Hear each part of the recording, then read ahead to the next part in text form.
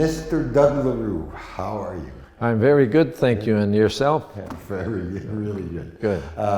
So we're going to go way back to where you were born. Oh, to where I was born. Well, I was actually born right here in Penetanguishene, and I was born in my home. And back in those days, the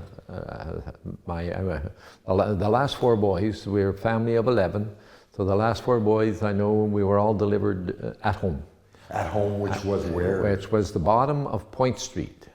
Oh, really? Way down the bottom end of Point Street. Down the hill, all the way down the hill. Probably, if you're familiar with the Point Street and Park Street, we were probably about 6 homes from Park Street, okay, on the left-hand side going down.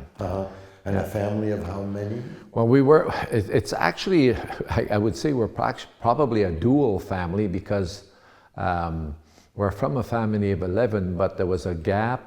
And so when myself and my younger brother and 2 older brothers and 1 sister were raised, all the rest of the other 6 were already married and gone. Oh. Yeah. Okay. So it was kind of a 2 blend. So we, on Point Street itself, that I remember as a young boy being raised there, is, well, it was just the 4 boys and the 1 girl. And there wouldn't have been a lot of houses down there. Oh, yes, there was a number of homes because we used to all get together and play together. Well, back, see, I was born in 1942, so okay, there were very, very few cars in Penetanguishene at that time. I think probably mostly maybe 30 vehicles, 35 vehicles in the town when I was a young boy of 7, 8, 9 years old. Wow. So if you're familiar with Point Street and Point Street Hill, we used to bobsled down the hill in the wintertime, down Point Street. And it wouldn't have been paved back then? No, but we didn't have to worry about traffic either, you know. Because there was nobody... Away we went down the bottom, but there was a number of homes. I remember, like, the families. There was, to one side of us was the Belils. Across the road were Ladouceurs, 2 families of Ladouceurs. There was the Hamlins and the Lafrenières and the Belils. So we were all down that bottom end. And then way down on Park Street was the Terrien family. Up on Park Street, that's where Terrien subdivision. Okay. Well, that named after the people that actually owned the land back then, all that land, and had 1 house and a barn there, so where we used to go and play. Were there still horse and buggies running around? Well, no. Not really. Not then, but like I say, there were very few vehicles. So born and raised on a home. We lived there until I was actually 12 years old, and then when we moved to Robert Street. Okay. And that's down Robert Street West.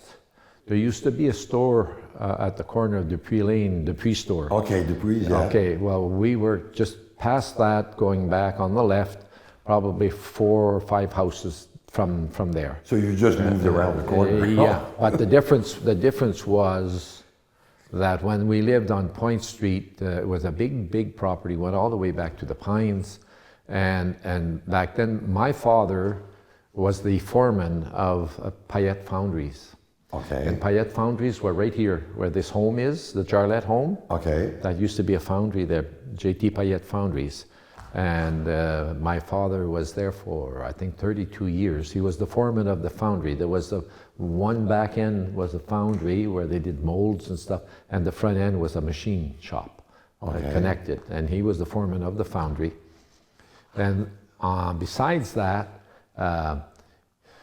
my dad used to raise 4 little pigs, and he had over 100 chickens and roosters.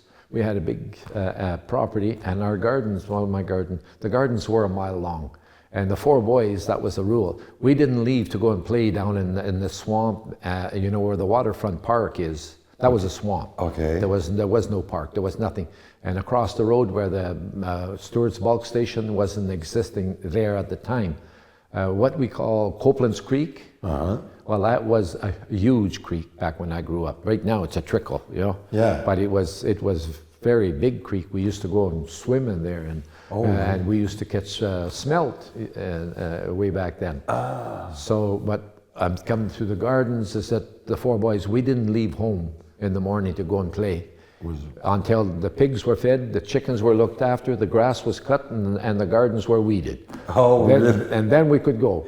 But the difference between Point Street and Robert Street is that also on Point Street, it was an outhouse. We had no plumbing in the home.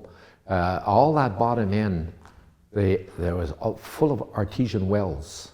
And right beside our kitchen, which was there, we had a well where my mom would keep certain stuff to keep cold, like butter and stuff. And a tap would come into the house and then back down into a sink, and that ran steady, but it was cold water.